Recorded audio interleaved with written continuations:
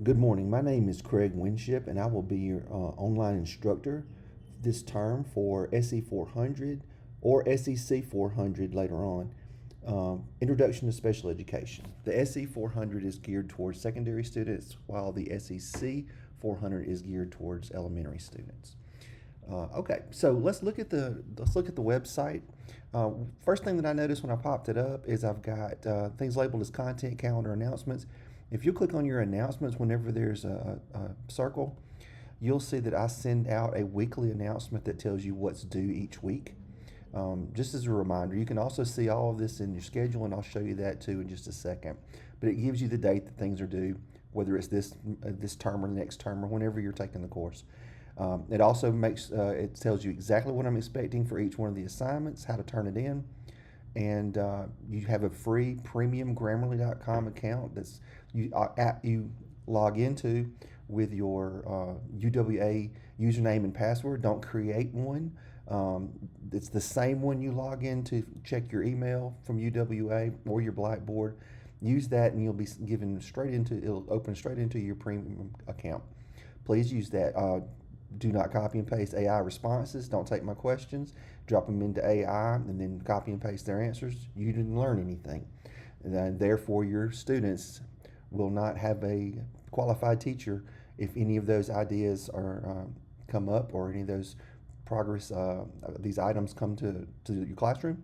You won't have a clue how to deal with them. So make sure that you use very ethical uses of AI and don't just copy and paste and put it in there. Late submissions are charged at 20% per day late. So if you see that you can't turn it in by Monday night at midnight, you don't have to send me a letter and say, please give me grace and let me turn it in tomorrow. You'll be able to turn it in tomorrow, but there'll be a 20% late penalty. So that is what you would see when you click on to announcements. I also email those to you, so you should have one in your email box. The grade book is going to show you what all you've done, where your grades are, what you've opened. I see what you've opened. I see when you've turned it in, and my account lets me see how long you've spent working on whichever project or assignment that you're working on. Messages, I do use the message because when you click on messages, you have the opportunity to send a new message, which basically sends me an email, and when I reply, it sends you an email. So we'll use that. Okay, let's go back into our content. All right, so starting at the top, Start Here Documents. If you click on there, you'll see all of the normal things that the UWA College of Education posts. You'll also see your syllabus. In the syllabus, if you click on that, you will see what is expected of you for whichever term. Right now we're in summer 1 in 2025, but I'll use this again in summer 2 without changing the video, so it's the same basic thing. Your textbook is required. You'll use that quite a bit. Educating Exceptional Children by James Gallagher. If the book, I would recommend that you get the digital version and not the paperback, because there's so many more things you could do with the digital version. But if you go through, you'll also see, let's see, the different things that we'll be doing in the course. But again, now those are all posted in the schedule that I'll go over next. If you need the library for anything, you have access to the library services under the Tutwiler library page. I've used it. It's got some good stuff in there that will really help. Again, in the syllabus for assignments received given after the deadline will be deducted 20%. Requests for extension must be made in writing before the deadline, not 2 or 3 weeks after the deadline, and must be accompanied with appropriate written documentation, doctor's notes, whatnot. Please notice it's really important because I did put it in red text, and I also highlighted the request for extensions. Okay. All right, so that's our syllabus. If I go back, I can see my schedule. Okay. The schedule is the document that we are definitely going to go by for deadlines. So you see under deadline, the due dates for the first one are here. These are the things that are due during this first module, and these are the points that go along with each. And then it continues on for Module 2, these are the activities, Module 3, and so forth, all the way down to Module 6, which is the final exam. Okay. My expectations. Okay. Well, that's the same stuff that I've been talking about, so nothing new there. All right, so course resources. Here's where you can find quite a bit of learning how to write an IEP, several different things that will help you out, some examples, and you'll use those as we go through the course, or you can use them as they go through the course. If you click on About Your Instructor, hey, that's me. If you click on Contact Information, there is my cell and my email address. I'm really good about returning emails. I try to return them within a couple of hours, never more than a day, depending on where I'm at, what I'm doing. But for the most part, I respond pretty quickly. You can ask my former students. I'm pretty quick on that. And there's my phone if you need to text, or if you need to call, you can go ahead and do that. And a little bit about me. That also tells you why I go by Coach. I've been Coach for quite some time, and that's wonderful. Okay, so Module 1, this is where we'll start our class. This is where we should be starting right now.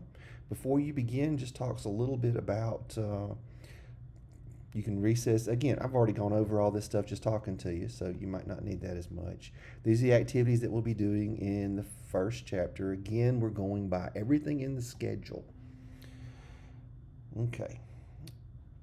We also have in Chapter 1,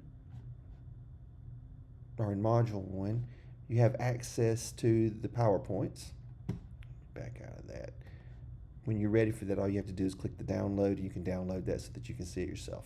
All right, the first activity is an introductory snap. I think this is a lot more fun, I guess, than just writing down generic things. The instructions are here. Follow the instructions that I've given you in how to make an intro snap. Click that, watch that, and then go to canva.com and take care of that. And as you can see, people have already started sending theirs in, and then we'll comment on those. And again, each one of those, I'm using these as an example, and we've got the text animated in there. So anyway, we'll go through there. If you need to see exactly what each assignment looks like, how I'm going to score it, there's the grading. And each one of the grading points, all you need to be worried about is how to get exemplary. Did I do this? If you can say to yourself, I did this, you know what your grade's going to be. I did this. And for professionalism, I did it. I made the snap correctly in Canva. I used professional vocabulary in writing it. And in my responses, if you can grade yourself, you'll already know what you scored on it. Okay? All right, so the next activity that we have for Module 1 is differentiation. Again, this item is also graded with a rubric. I click on that. It tells me exactly what I have to do to get all of my points. So, for instance, there's a 150 to 200 word response to a scenario. Was your scenario specific, realistic, and aligned to inclusive practices? If you can say yes to that, then you know what your grade is. And I'll just be the one to agree with you.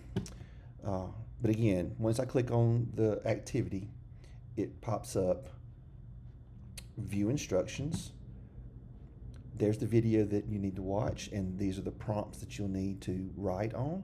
When you finish writing, click into the submission box. You'll either attach something, or you'll either attach a Word document, or you'll copy and paste. I would probably do it in Word and copy and attach it and drop it in there, and then hit submit, and you're good with that one. Okay. The next one is module support for families. It's the same basic principle as the differentiation. Click through that module. All right, the last one for module 1 is team roles assignment.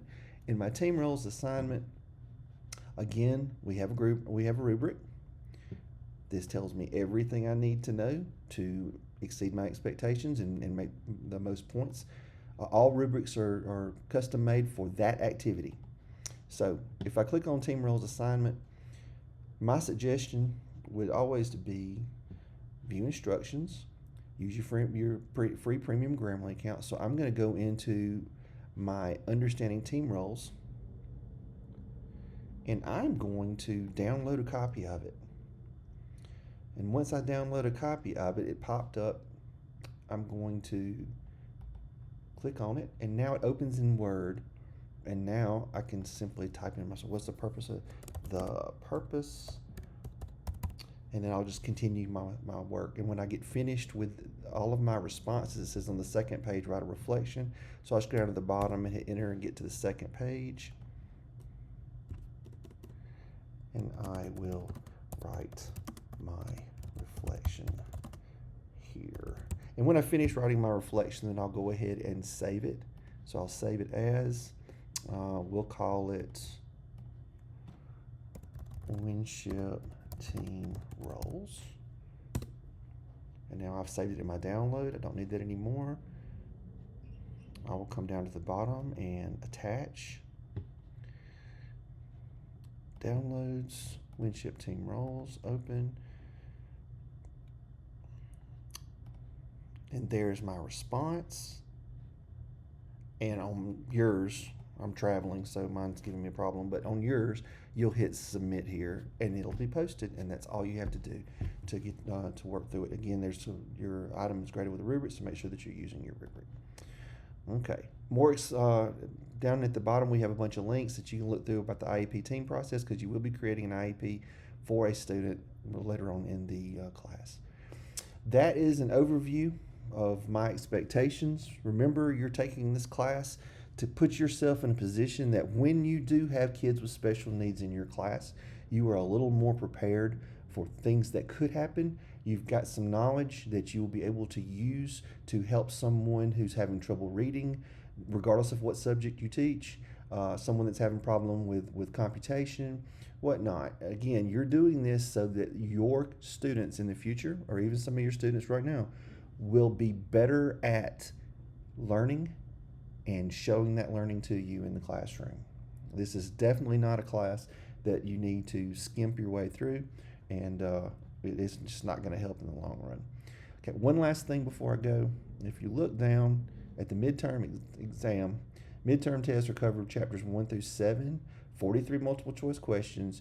There's a 90-minute time limit. If you've turned in your accommodations and yours has been changed, when you click on this, you will see release conditions. It's not going to be released until the Monday before it's due. You'll have a full week to work on it.